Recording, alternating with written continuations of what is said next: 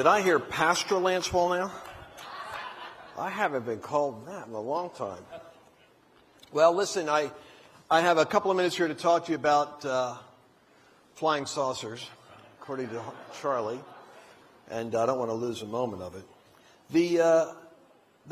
There is no doubt that if you're in an environment like this, you could feel almost the unusual anxiety that the informed experience. Those of us that actually know what's happening have this sense of, man, it's a lot worse than people think. It's almost like a disease that has metastasized to a place where it's showing up in so many places. It's hard to keep track of all of the elements. So where does the church come in? The church is the only solution you have. That was a grim analogy somebody made last night. They said it's like stage 4 cultural cancer. And when you're there, you're praying for a miracle.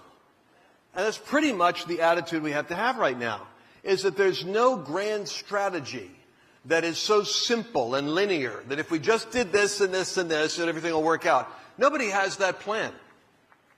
We're going to need something of a divine intervention. But Jesus did give us a formula. And what did he say? He said that I will build my church and the gates of hell will not prevail against it. So there's this idea that if hell is prevailing against the United States, it must be because it's worked its way through all the borrowed moral capital of a previous generation after World War II and showed up at our generation and didn't meet a church where the gates of hell was located. Because if the church was where the gates are located, Jesus said, I'll build a church that the gates cannot stop. So I would argue that we've had a flawed understanding of the battle completely.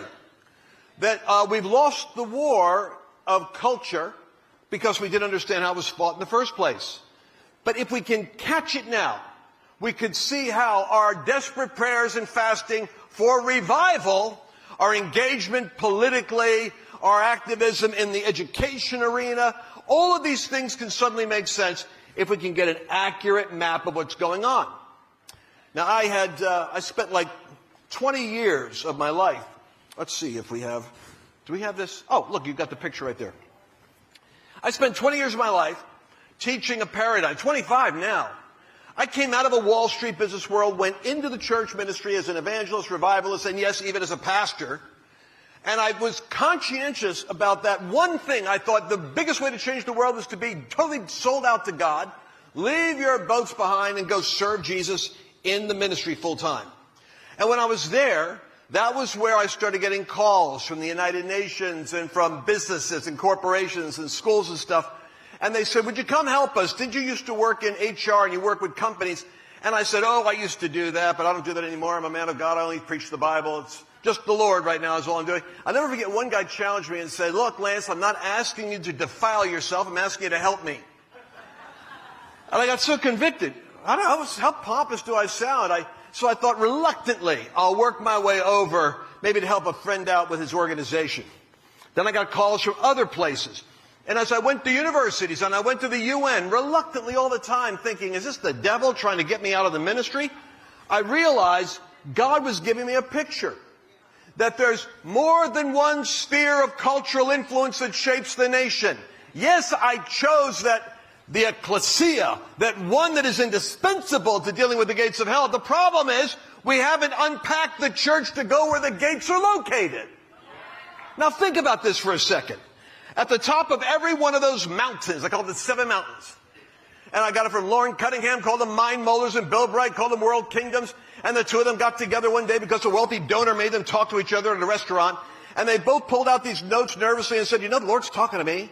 Lauren Cunningham said about these mind molars of culture, and I see it as like it's religion and it's family and education and government and the arts and media and business.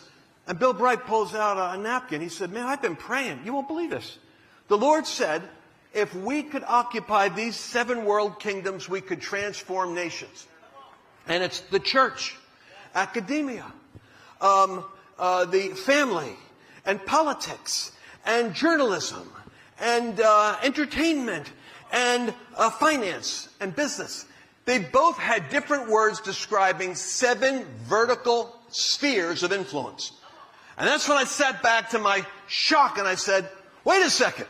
I left the world to go into the kingdom, church, revival, build churches, plant churches, revival, get souls saved, build bigger churches. And I'm realizing what we've done, we've fallen prey to a flawed model.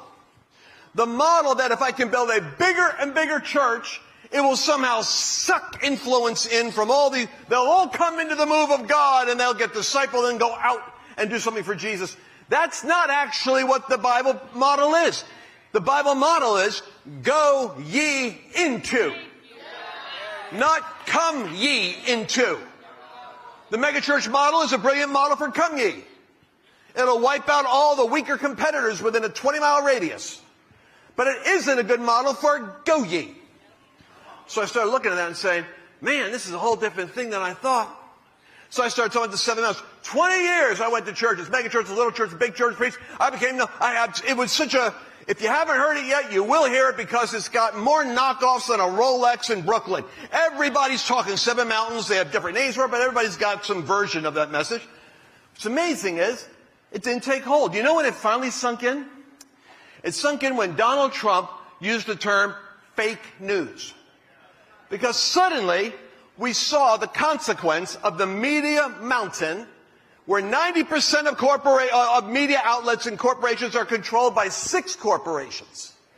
And those 6, with their board of directors, their money and their ideology, will control like puppets the 90% of the marketplaces out there giving you media. So news becomes fake. Then you realize that academia can be taken over. Here's the theory of the 7 mountains. At the top of each of those mountains is a small territory which is occupied by what we call gatekeeper elites. If what I'm saying is true, Satan puts a great deal of energy into taking over the academic system because he can get your children for the future. He can get the college student and populate all the tops of the mountains with the highest universities. If he can get a hold of media, he could propagandize. If he can get a hold of politics, the ultimate grand prize, he can legislate. He can lock you up. He can intimidate. He can dominate you. So you better believe each one of those verticals has Satan's attention. Boardwalk and Park Place. He's looking at the most valuable real estate on planet Earth. So then if the church, my theory is, I will build my church and the gates of hell will not prevail against it. For us to impact hell, we have to unpack the equipped church. Our job in our vertical is to train them to do the work of the ministry. What I didn't realize is their work isn't to work in my children's program or build my business network. Their work is the assignment they have within the culture. You want to know why churches like Mercy Culture are coming up on the radar so frequently? Because they don't have altar calls for missionaries. They don't have altar calls for evangelism only or for soul winning only. They have altar calls for civic engagement. They start talking about the sheriff's office or the community development or the mayor's race, and they end up putting people into office because the altar call is the thumping on the chest of conviction in the congregation that I really need to answer the missionary call of God, and that missionary call is to serve right there in the Dallas-Fort Worth area. You don't have to go to Mozambique. You can do it right here. Does that make sense to you? So it's a little bit late, but that's the gates of hell are the gates of influence. They are the dense overlapping networks of elites at the top of institutional hierarchies. They control the production of Hollywood. They control the production of Wall Street. They are not a majority. The good news is Psalm 110 says that you're called to rule in the midst of your enemies. You're supposed to go where the gates of hell are located. And then, now this is one way that you're going to get the next generation engaged. You want to lose young people? Keep talking to them like they do in California about the end of the world's coming, the rapture is the next big thing on God's agenda. What are you going to do? You're probably just going to smoke pot, be depressed, and wait for the world to fall apart. But what if you're actually called to be the head and not the tail, above and not beneath, and go into all the world and make disciples of all nations? What if Jesus actually meant it when he said, all power has been given unto me? When he was up in the Mount of Temptation, Satan boasted. He said, shows them all the kingdoms of the world in a moment of time. And where were they? On top of a mountain. All the kingdoms in a moment of time and the glory of them. All this has been given to me. I give it to whom I want. I make president who I want. I make the Supreme Court person who I want. It's all been given to me. I give it to who I want. Why don't you and I cut a deal? You worship me and I'll give it all to you. Jesus said, thou shalt worship the Lord thy God, and him only shalt thou serve. He spurned the offer. But then after his death, after his bloody price, after his conquest, after his resurrection, he comes back and has a briefing with his disciples. He says, here's the update. All that power has been given to me. Go therefore and make disciples of all nations. Satan had the authority to give it to whom he will, but now I've got the authority to overrule who he wants to give it to.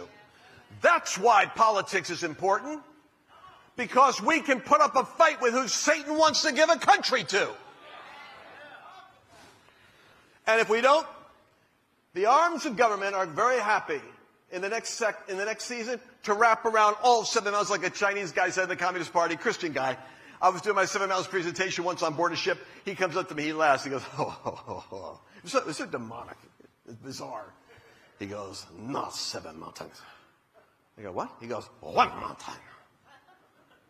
I go, what are you talking about? No, 7 mountains. In China, 1 mountain. And it was like an aggressive spirit. And I realized what he was saying. He's saying the government controls everything in a totalitarian system. Your little 7 mountain fantasy only works for you democracies till you've been conquered. Then 1 mountain rules them all. I said, well, as I recall, Tiananmen Square was kind of an embarrassment with that education mountain getting out of control. And right now you've got all those house churches, Christians. You're working peacefully with them right now, but they're multiplying rapidly. And you're a Christian.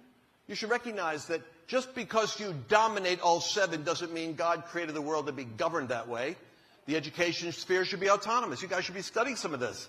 Abram Kuyper, the great Netherlands Christian, he actually started a university, started a journalism school. He got the 7 mountain revelation. He said there's 7 spheres.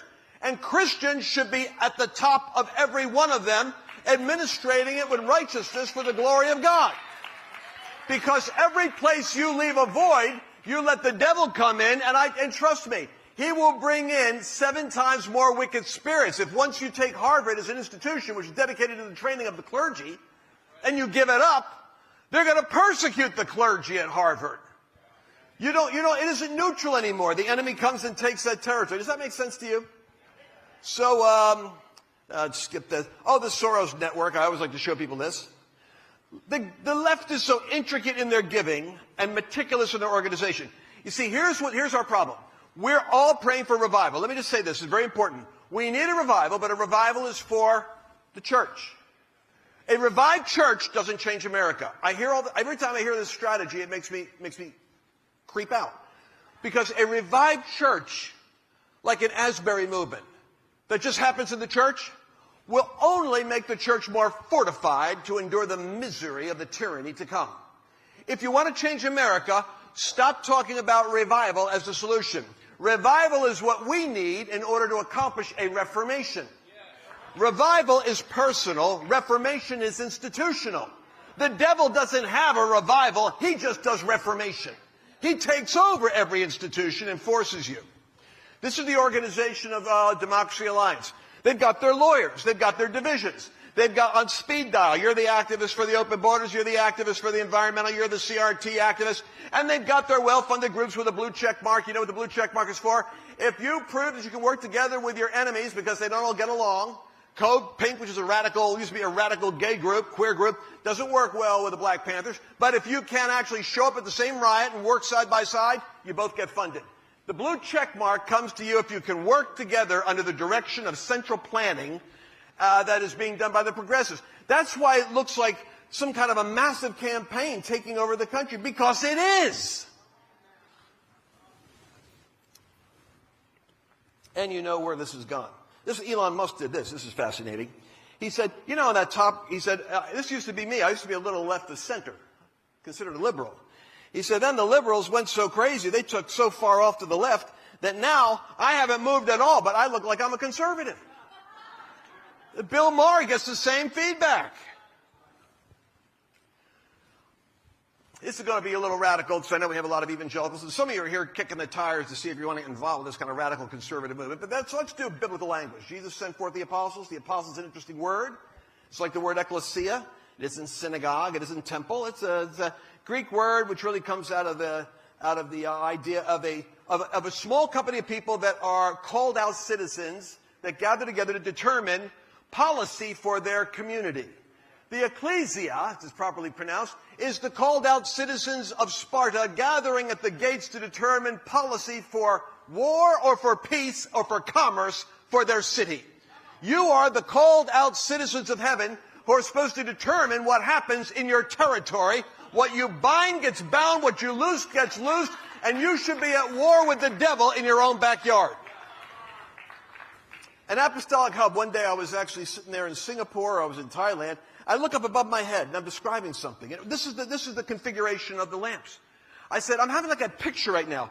The church should be, like, let's take what Jack Hibbs has done. A great story. Take churches in the middle that are debriefed by people that are saying, here's what's going on in the legislature. Here's what's going on in the school systems. Here's what's going on in your own backyard you didn't know about. You can't possibly be like I deal with news all the time because I have a news program. So I'm analyzing chunks of data all the time. And then I'm threading it through the Bible because I have a certain kind of worldview. What guys like Jack Hibbs have done that is so important is that he had a woman who debriefed him for 30 minutes every week on what he needed to know about what was going on in the legislature, in the state, in the schools. In other words, there was your 7-mountain cultural forensic being done for him and giving him advice on what he could do as a result. Next thing you know, you've got other pastors that want to hear the same briefing. I looked above my head and here's what I saw. I saw an image. I saw an apostolic church, which is literally the word in once again, the Phoenicians were the first people that had an apostolos. An apostolos is an admiral of a lead ship that is an armada going to bring the colony of a country and the culture of a country into another domain. Let me say that again. The word apostolic refers to the lead ship that an admiral is on in an armada of ships where the purpose is to bring the culture of the nation being represented into the territory that is now being occupied. Jesus is the apostle and high priest of our faith. He was sent down as the flagship to come to earth to bring the kingdom to earth. You're here to unpack the kingdom on earth. That's what an apostolic church does. So if you have an apostolic model, here's what I'm saying. That apostolic model is a relational network of kingdom leaders and gatekeepers. Oh, that's terrible language. I must have had this translated by ChatGPT Taiwan. It's a relational network of kingdom leaders and gatekeepers coordinating their assignments for maximum leverage. In other words, you might have an assignment in your church over there for education. Mine is going to be, I actually have a couple of people sitting that are in office right now that I can work with your church on. But then again, we both have an interest in what's happening in the school boards. Just imagine for a moment what happens when we take our hundreds and thousands of people and begin to deploy them in the 7 mountains of culture. Just take education and government alone, just those two mischievous entities.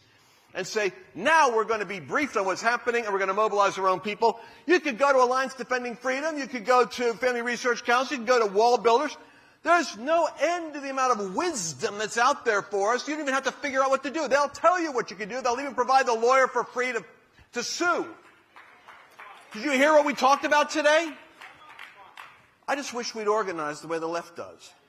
Of course, that means we'd have to kind of like set aside our own personal agendas in order to accomplish the agenda of the kingdom, and maybe that's the one thing that we should repent of.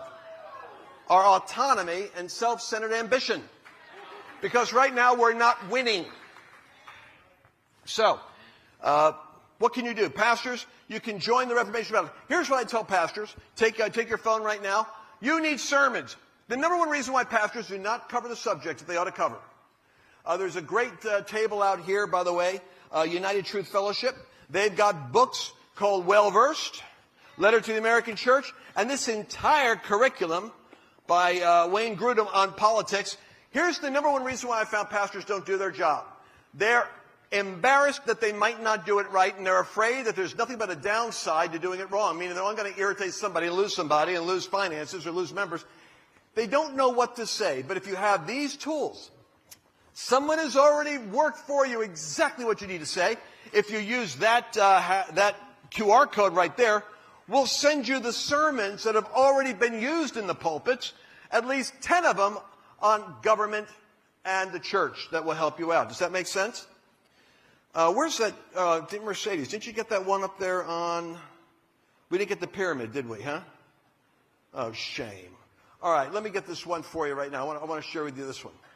By the way, you go out that door right there when I'm done, and you just sign up because they ran out of books. They're going to give them to you for free. They'll give you the resources for free. I'm amazed at the speakers here that are literally giving away the intellectual property. Say, here, just use it. Here's what I tell pastors. Important that you know this. I learned this in the marketplace because I do marketplace work, a lot of it. I learned that Rush Limbaugh or Mark Levin or the guys that really have large followings, or you could say even like the Joe Rogans, the Jordan Petersons, or the Charlie Kirks. People are willing to pay. They're willing to subscribe. They're willing to donate. They're willing to be consistent followers, providing you do one thing. Here's the secret. It's not giving them information. Information, we have tons of information on the internet. You know what people are paying for and subscribing for? Perspective. Listen to me, Pastor. Your people are tithing and giving offerings for a perspective. If you continue to dance around issues that become more and more important to your congregation, they will get their perspective from another shepherd. And eventually, they'll go sit under the ministry of a shepherd who persuades them. So we're not living in a time where safe is a good strategy. What you got to do is risk. You have to risk being educated, developing a worldview, an articulation of what you think about a subject to such a degree that you can have a perspective. And once you start getting your own perspective, it's amazing how God will anoint you with your own insight.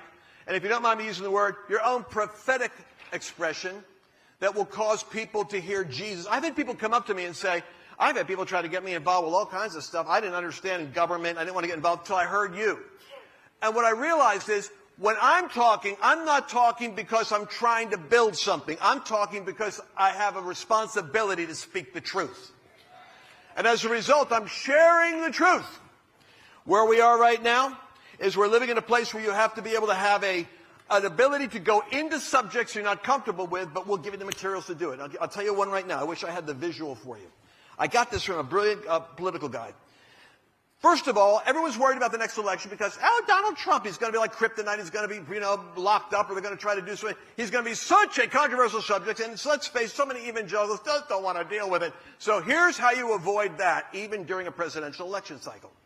Catch this. You interested? Yeah. All that you do is you make sure that you teach your people the biblical principles on which public policy should be shaped. And you say, so for instance, if you're at a boy and you got a girl, then you want to protect the girls from being traumatized by boys running around with their genitals on display, especially if they have some weird spiritual problem. They want to walk around naked in front of girls. You want to protect your daughter from that kind of exhibitionism. So therefore, the laboratories, the bathrooms should be separated. You understand where that policy comes from? Because of the psychological impact of what is happening. So you describe things in terms of biblical principles, how it relates to policy. And then you talk about policy really comes together, several of them, into what's called a platform. A platform will be represented by a person. What you do is you align your people to vote based upon the principles and the policies, not the personality. And you make that your argument. And I'm going to tell you where the left has an Achilles heel right now. You've heard it 5 times. You probably missed it.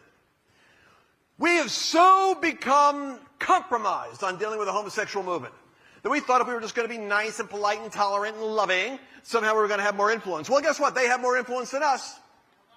And worse yet, they're not just reforming, they're evangelizing. They're going after kids in their youth. They're aggressive about it. So, what you're going to have to do is you're going to have to figure out how you're going to be able to take this one issue away from them. There's one area the conscience of America has not been compromised on yet. And that has to do with the authority of the parents over their children versus the state having authority over their children. Now, they might argue about the trans issue, but the real issue is, does some unelected bureaucrat or school person have authority over the mother's right to have access to her child? Woo! You want to pick a fight you don't want. You tell a mama bear that you're going to take her cub. I don't care if it's in nature or if it's in church. You'll even see Mennonites get mean. So what we got to do is, if we were really wise as serpents, we would take the trans issue, which is a bridge too far, and we would hang that issue around everyone in public office to see whether they stand with the family and protecting the parents, or whether they are in fact going to prove that the state and the government is where they're at versus your right to have an authority over your child. Make that the argument. Frame it and put it on their neck. And I guarantee you won't be talking about Donald Trump. You're going to be talking about protecting your children from the tyranny of a radical regime that wants to take your child away from you. Make that the political talking point, and we'll see a shift in 2024. God bless you.